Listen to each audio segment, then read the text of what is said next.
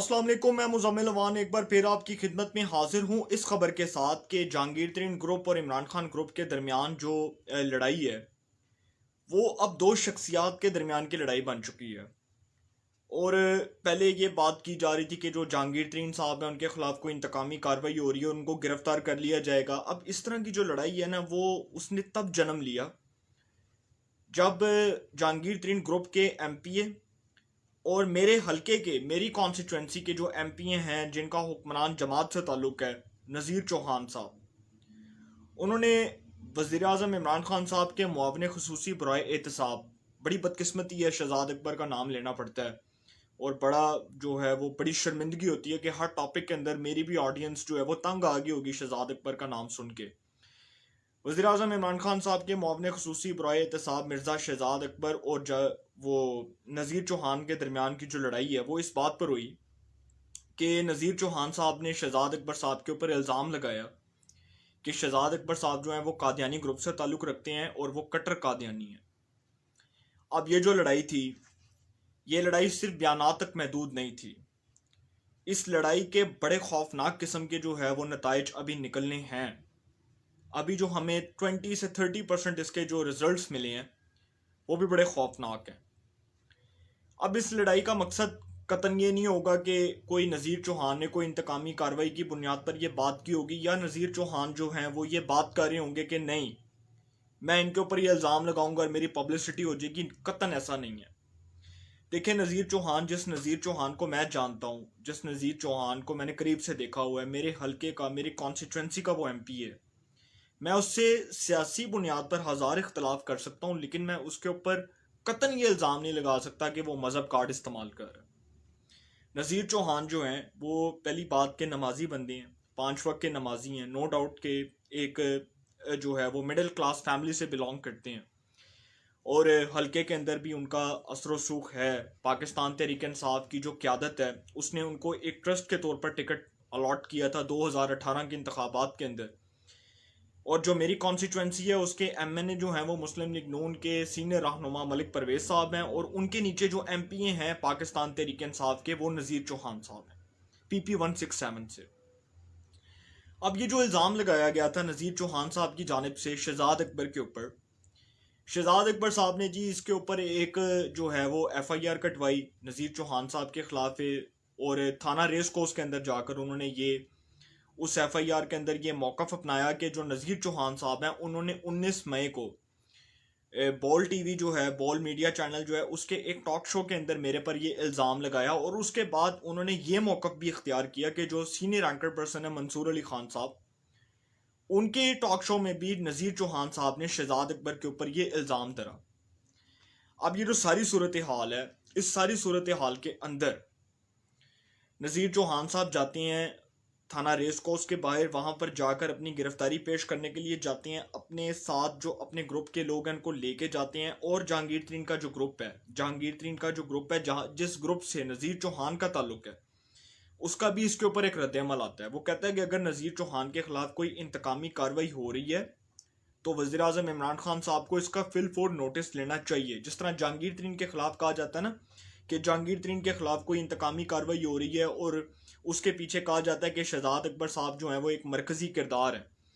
इसी तरह जहांगीर तरीन ग्रुप का ये कहना है कि जो मिर्ज़ा शहजाद अकबर साहब हैं जो इस वक्त इस ओहदे के ऊपर विराजमान है, ना तो वो सेनेट ऑफ पाकिस्तान के रुकन है, सेनेट ऑफ पाकिस्तान जो फेडरेशन की इलामत है, जो वफाक की इलामत है, ना तो वो उसके रुकन है, ना ही वो नेशनल असम्बली के कोई रुकन है, ना ही वो कहीं से इलेक्ट होकर आए हैं, ना ही वो किसी प्रोविंशियल असम्बली के रुकन है।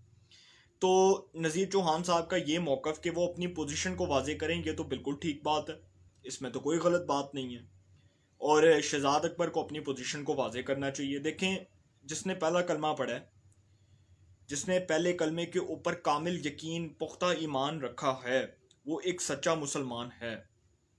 पहला कलमा ला इलाहा इल्लल्लाह मुहम्मदुर रसूलुल्लाह, नबी करीम सल्लल्लाहु अलैहि वसल्लम अल्लाह के आखिरी नबी और रसूल हैं, उनके बाद कोई नबी नहीं आएगा और जो नबूवत का दावा करेगा वो काफिर है। इसका मतलब ये है कि कोई भी सच्चा मुसलमान, कोई भी सच्चा आशिक रसूल जो नबी करीम सल्लल्लाहु अलैहि वसल्लम की तालीमात के ऊपर अमल पैरा है, नबी करीम सल्लल्लाहु अलैहि वसल्लम की तालीमात के ऊपर मुकम्मल यकीन और पुख्ता ईमान रखता है, वो एक सच्चा आशिक रसूल है, सच्चा ख़त्म नबूवत का मुजाहिद है। और नज़ीर चौहान ने जो बात की है, नज़ीर चौहान ने कोई गलत बात नहीं की, ठीक है। उन्होंने जो कहा है कि शहजाद अकबर अपनी पोजीशन को वाजे करें। देखें, पाकिस्तान के अंदर जो बड़े बड़े ओहदे हैं उसके ऊपर अब मैं बड़ी बदकिस्मती के साथ ये कहना नहीं चाहता था, लेकिन मुझे ये बात करनी पड़ेगी कि माजी में भी हमें ये खबरें सुनने को मिली और हमें ये बार बार सुनने को मिला कि कुछ जो अहमदिया, जो एक लोग कहते हैं, इसको अहमदिया नहीं कहना चाहिए, इसको एक कादियानी ग्रुप कहना चाहिए।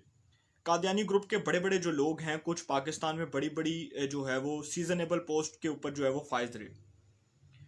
और जुल्फ़िकार अली भुट्टो के दौर में जब कादियानियों को गैर मुस्लिम करार दिया गया, इनको काफिर करार दिया गया, कौमी असम्बली से करारदाद पास हुई, उसमें बड़ा अहम रोल था हमारे पाकिस्तान के उलमा का। उसमें पाकिस्तान के उलमा ने बड़ा अच्छा रोल प्ले किया था। उसमें जो मौलाना शाह नूरानी साहब थे उन्होंने, उसके बाद वो जो फजल रहमान साहब के वालिद मोहतरम थे मुफ्ती महमूद साहब, उन्होंने, जुल्फ़िकार अली भुट्टो ने, मौलाना कौसर नियाजी ने जो साबिक वफाकी वज़ीर इत्तलात व नशरियात भी रहे, जुल्फ़िकार अली भुट्टो साहब की कैबिनेट के वज़ीर भी रहे, मौलाना कौसर नियाजी साहब, उन्होंने बड़ा अच्छा रोल प्ले किया था। और कोई भी मुसलमान जो है वो अपने ईमान के ऊपर, अपने दीन के ऊपर कॉम्प्रोमाइज़ नहीं कर सकता। कोई भी मुसलमान सच्चा आशिक रसूल जो समझता है कि ख़त्म नबूवत जो है उसके ऊपर कामिल यकीन, पुख्ता ईमान हमारे ईमान का, हमारे दीन का हिस्सा है, वो इसके ऊपर कॉम्प्रोमाइज़ नहीं करेगा। शहजाद अकबर साहब के बारे में ये बात करूँगा कि शहजाद अकबर साहब ने वो जो उनके ख़िलाफ़ एक जो FIR कटवाई और उसके बाद वो गिरफ्तारी देने पहुँच गए। अगर नज़ीर चौहान में इतने गट्स हैं कि वो अपनी गिरफ्तारी देने जा रहे हैं, तो शहजाद अकबर में भी इतने गट्स होने चाहिए कि वो मीडिया पर आकर अपनी पोजीशन को वाज़े करें, मीडिया पर आकर अपनी पोजीशन को क्लियर करें। मैं मानता हूँ कि पाकिस्तान के अंदर, सियासत के अंदर जो मजहबी कार्ड है उसके बड़े खौफनाक किस्म के नताइज निकले।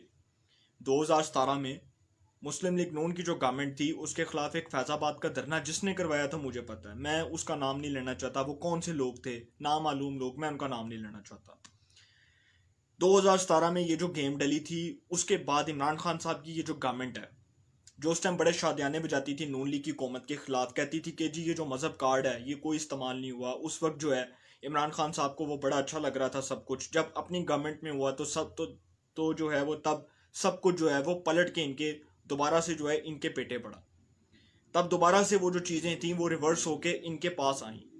वही सब कुछ जो नून लीग की हुकूमत में ये कहते थे बहुत अच्छा है, जब इनके अपने ऊपर जब ये सब कुछ हुआ तब इनको पता लगा।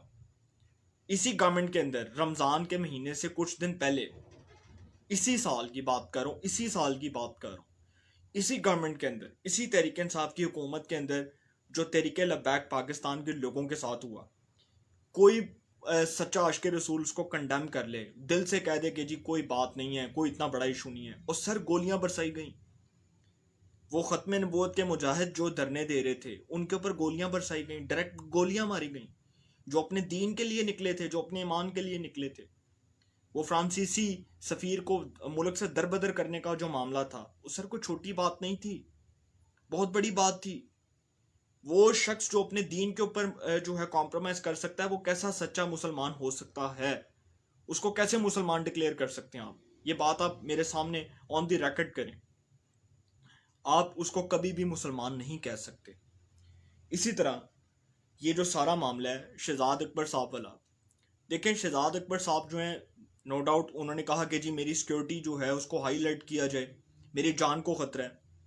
इस तरह के जो लोग हैं वो, इस तरह मैंने देखा था कि एक दफ़ा वो जो साबिक गवर्नर पंजाब थे हमारे सलमान तासीर साहब, उनके साथ जो हुआ था, मुमताज़ कादरी साहब ने अपने ईमान पर कॉम्प्रोमाइज़ नहीं किया और उसके बाद जो हुआ सारा वो जो फैक्टर था। इसी तरह शहजाद अकबर साहब जो हैं, अगर उनमें इतने गट्स हैं, अगर वो समझते हैं कि वो वाकई में बहुत अच्छे जो है वो तर्ज अमल के साथ बात कर रहे हैं, तो शहजाद अकबर साहब अगर अपनी पोजीशन को क्लियर नहीं कर सकते तो फिर वो अपने ओहदे से रिज़ाइन दे दें, बहुत अच्छी बात होगी। और अपने ओहदे से रिज़ाइन दे के वो कम अज़ कम एटलीस्ट ये बात जो है वो मीडिया के सामने या कौम के सामने ये बात जो है वो क्लियर कट, इस बात का अपना मौक़िफ़ सब लोगों के सामने रखें कि अगर वो अपना मौक़िफ़ जारी नहीं कर सकते तो वो एटलीस्ट अपने ओहदे पर अहल रहने के जो है वो अपने ओहदे पर अहल रहने का जो है वो जवाज़ खो चुके हैं। उनको फिर अपने ओहदे पर अहल रहने का भी कोई हक नहीं है। ये जो सारा मामला है, ये नज़ीर चौहान जो हैं वो अगर ये बात कर रहे हैं तो इसमें कुछ गलत नहीं है कि शहजाद अकबर अपनी पोजीशन को वाजे नहीं कर सकते। देखें, अगर मैंने कोई मेरे पे ब्लेम है, कोई मेरे पे इल्ज़ाम है और मुझे इन्वेस्टिगेशन में कहा जा रहा है कि आप अपनी पोजीशन को वाजे करें, तो मैं अपनी पोजीशन को क्लियर करूंगा अपनी ऑडियंस के सामने, अपने व्यूअर्स के सामने, कौम के सामने, और जो मेरी इन्वेस्टिगेशन कर रहे हैं उनके सामने, चाहे वो कोई भी इदारा है। अपनी पोजीशन को क्लियर करना पड़ता है। तो नज़ीर चौहान जो हैं, इनके बारे में ये बात मैं ज़रूर करूँगा कि जो इन्होंने मौक़िफ़ उठाया, इसके ऊपर ट्विटर के ऊपर भी बात हो रही है, उसके ऊपर फेसबुक के ऊपर भी बात हो रही है, सोशल मीडिया के जितने भी पब्लिक प्लेटफॉर्म्स हैं उसके ऊपर ये इशू को डिस्कस किया जा रहा है। और नज़ीर चौहान जो हैं उनसे सियासी इख्तलाफ किया जा सकता है, मगर उनसे इस बात पर इख्तलाफ नहीं किया जा सकता कि जो उन्होंने ख़त्म नबूवत की बात की है, ये पूरी पाकिस्तानी कौम, जो 22 करोड़ अवाम जो ख़त्म नबूवत पर मुकम्मल यकीन रखती है, कामिल ईमान रखती है, पुख्ता अज़म के साथ इस बात का इरादा करती है कि ख़त्म नबूवत के लिए हमें जान भी देनी पड़ी तो देंगे, किसी भी कुर्बानी से दरेग नहीं करेंगे। ये एक बड़ा दिलेराना फ़ैसला है और इस फ़ैसले के असरात जो हैं वो पूरी उम्मत मुसलमा जो है उसके ऊपर मुरतब होते हैं, उसके ऊपर जो है इसके असरात आते हैं। तो मैं समझता हूँ कि ये जो सारी बात है, ये जो सारी डेवलपमेंट है, शहजाद अकबर साहब को भी अपनी पोजीशन को वाजे करना चाहिए। और शहजाद अकबर साहब ने जो FIR कटवाई है उसकी पहले जो हैसियत है, उसकी जो FIR की जो हैसियत है वो अब आवाम के सामने मेरे ख्याल में वो बिल्कुल ज़ीरो है, वो बिल्कुल नील है। क्योंकि अगर शहजाद अकबर नज़ीर चौहान को कोई मनाजरे का चैलेंज करते हैं, जिस तरह नज़ीर चौहान ने कहा था कि मैं इनको मनाजरे का चैलेंज करता हूँ, ये TV पर आकर अपनी पोजीशन को क्लियर कर दें और मैं माफ़ी मांगूंगा कौम के सामने, तो अगर मेरे हलके का MPA इतनी जुर्रत करके वो ये बात कर रहा है कि इस बंदे को चाहिए कि वो अपनी पोजीशन को वाजे करे, तो फिर शहजाद अकबर को भी चाहिए कि वो नज़ीर चौहान साहब को एक मनाजरे का चैलेंज कर दें। बात तो क्लियर हो जाएगी, बात तो ख़त्म हो जाएगी। अब दूसरा मामला जो है वो जुल्फ़ी बुखारी साहब का। जुल्फ़ी बुखारी साहब जो इस रावलपिंडी रिंग रोड स्कैंडल के एक मरकज़ी किरदार हैं, वो जुल्फ़ी बुखारी साहब जो हैं वो यकदम में ख़बर आई है कि जी वो मुल्क से बाहर भाग गए। अब वो लोग जो कहते थे कि जी शहबाज शरीफ को कितने NRO मिल गया और शहबाज शरीफ जा रहे सी बाहर, शहबाज शरीफ को रोक के उन्होंने कहा कि जी ये तो NRO लेके जा रहे थे। अब वो कम अज़ कम इस बात को बड़ी शर्मिंदगी और बड़ी डटाई से आकर मीडिया पे डिफेंड करने की जरूरत नहीं करेंगे कि जुल्फ़ी बुखारी रातों रात कैसे भागा। जुल्फ़ी बुखारी के खिलाफ तो रावलपिंडी रिंग रोड स्कैंडल की जो है वो इंक्वायरी चल रही है, और सिर्फ जुल्फ़ी बुखारी के खिलाफ नहीं, अभी वो जो बैरिया टाउन के चेयरमैन है मलिक रियाज साहब, उनके खिलाफ भी इंक्वायरी चलेगी और सारा कुछ खुल के सामने आएगा। गुलाम सरवर खान साहब, उनके जो साहिबजादे हैं मंसूर हयात खान साहब, जो वो भी MNA हैं। गुलाम सरवर खान साहब के जो साहिबजादे हैं मंसूर हयात खान साहब, वो भी MNA हैं। और जो नवाज सिटी है उसके अंदर जो एक मरकज़ी किरदार हैं वो उनके साहिबजादे हैं।